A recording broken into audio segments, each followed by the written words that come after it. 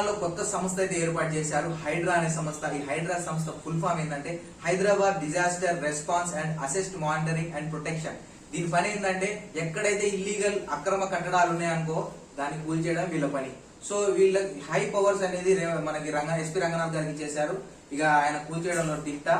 So ఇక ముందు ముందు ఎన్ని కూల్చేస్తారో చూడాలి. ఇక హాయ్ ఫ్రెండ్స్, ఈ రోజు డేట్ సెప్టెంబర్ 24. ఈ రోజు బాగా న్యూస్ లలో చూస్తుంటే ఒకటే న్యూస్ బాగా ట్రెండ్ అవుతుంది. సో ఆ లేటెస్ట్ న్యూస్ ని మీకు చెప్తాం అనుకుంటున్నా. సో మార్నింగ్ నుండి అయితే మన నాగార్జున గారు అయితే న్యూస్ లో ఉన్నారు. ఈ న్యూస్ ఏంటంటే నాగార్జున గారి ఎన్ కన్వెన్షన్ అనే ఒక అపార్ట్మెంట్, ఒక బిల్డింగ్ ని గవర్నమెంట్ అయితే మన రేవంత్ సర్కార్ అయితే కూల్చేస్తుంది. దీనికి ఎందుకు రీజన్ అంటే రీసెంట్ గా హైదరాబాద్ లో ఒక చిన్న వర్షం పడ్డా కూడా మొత్తం మునిగిపోతుంది. మనం చూస్తూనే ఉంటాం, హైదరాబాద్ లో ఉన్న వాళ్ళందరం చూస్తూనే ఉంటాం.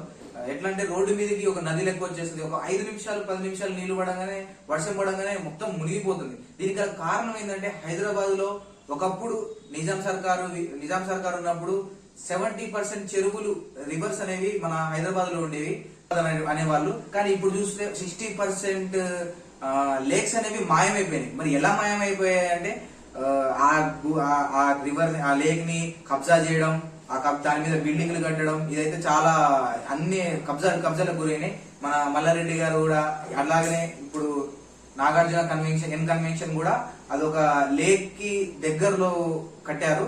సో అంటే లేక్ కి నియర్ 30 మీటర్స్ లో ఏ బిల్డింగ్ అనేది ఉండొద్దు, కానీ ఆయన లేక్ మీదే కట్టేయడం, అంటే దాన్ని వాటర్ మొత్తం తీసేసి దాని మీద కట్టడం. సో దీనివల్ల ఎక్కడ 5 నిమిషాలు వర్షం పడ్డా కూడా ఆ నీళ్ళు అనేది ఎటుపోవాలో అర్థం కాక, అంటే లేకుంటే లేక్ లో పోతాయి, చెరువులోకి వెళ్ళిపోతాయి. కానీ చెరువులు లేవు, చెరువులు మొత్తం కబ్జా చేస్తే ఎక్కడికి వస్తాయి, రోడ్డు మీదకి వస్తాయి. సో అట్లా ఏంది చాలా లాస్ అవుతుంది, చాలా పబ్లిక్ ఇబ్బంది అవుతుంది. సో ఈ టైంలో రేవంత్ సర్కార్ అయితే రీసెంట్ గా ఒక 2 నెలల ముందు హైడ్రా అనే ఒక కొత్త సంస్థ అనేది ఏర్పాటు చేసింది. దీనికి హెడ్ ఎవరు కాదు, మన రంగనాథ్ సార్, ఎస్పీ రంగనాథ్. ఈయన చాలా ఫేమస్, చాలా స్ట్రిక్ట్ పర్సన్, హానెస్ట్ పర్సన్.